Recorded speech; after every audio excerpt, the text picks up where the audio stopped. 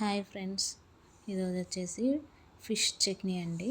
ఒక గిన్నె పెట్టుకొని దాంట్లో ఒక స్పూను జీలకర్ర, ఒక స్పూను మెంతులు కొంచెం దోరగా వేగిందాకా వేయించుకోవాలి. ఇది వచ్చేసి 1/2 kg ఫిష్ అండి. చిన్న చిన్న పీసుల్లాగా కట్ చేసుకొని కొంచెం కడిగేసి నీట్గా ఎండబెట్టుకోవాలి, కొంచెం ఆరుపుకోవాలి వాటర్ పోయిందాకా. ఇది వచ్చేసి ఒక గిన్నె పెట్టేసి ఇది మెంతులు పౌడర్ చేసుకోవాలి, జీలకర్ర మెంతులు. ఇది వచ్చేసి ఫిష్ డీప్ ఫ్రైకి సరిపోయేంత ఆయిల్ వేసుకొని చిన్న చిన్న పీసుల్లాగా కట్ చేసుకున్నాం కదా, ఆ ముక్కలన్నీ వేసుకోవాలా. అలా ముక్కలు వేసుకున్న తర్వాత పీసెస్ వేసిన తర్వాత ఇలా అయిన తర్వాత దాన్ని స్పూన్ పెట్టాలి. అప్పటిదాకా దాన్ని కలపొద్దు. అలా కలిపితే మొత్తం ఖరాబ్ అయిపోతాయి పీసులన్నీ. వచ్చేసి ఇట్లా ఆరెంజ్ కలర్ లాగా వచ్చేలాగా డీప్ ఫ్రై చేసుకోవాలి ఫిష్. అయిపోయాయండి. ఇలాగా కలర్ రావాలి. ఇలా కలర్ వచ్చిన తర్వాత తీసి ఒక గిన్నెలో పెట్టేసుకొని మళ్ళీ ఇంకో వాయి వేసుకోవాలి. అలాగనే ఉన్నాయన్నీ ఆ పీసెస్ అన్నీ అట్లే ఇంకో వాయి వేసుకొని అలాగనే డీప్ ఫ్రై చేసుకుంటూ ఉండాలి.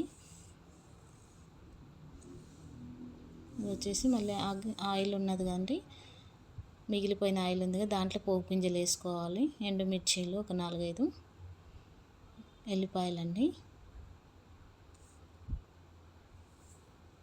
ఇలా వేసుకున్న తర్వాత అవి కొంచెం మరుగుతున్నాయి. నేను స్టవ్ బంద్ చేశాను. మళ్ళీ ఇప్పుడు అల్లం వేసాను కదా, స్టవ్ వెలిగించుకొని ఆ అల్లం మొత్తము అల్లంలో ఉన్న వాటర్ అంతా డ్రై అయిపోయిందాక అల్లం మాత్రం అలాగనే ఫ్రై చేసుకోవాలి, లేదంటే పచ్చడి ఖరాబ్ అయిపోతుంది. కొత్తిమీర, కరివేపాకు అండి. ఇలా కరివేపాకు వేసుకున్న తర్వాత కొంచెం సాల్ట్, ఎందుకంటే కారంలో సాల్ట్ ఉంది. నేనైతే 2 స్పూన్లు వేసాను సాల్ట్.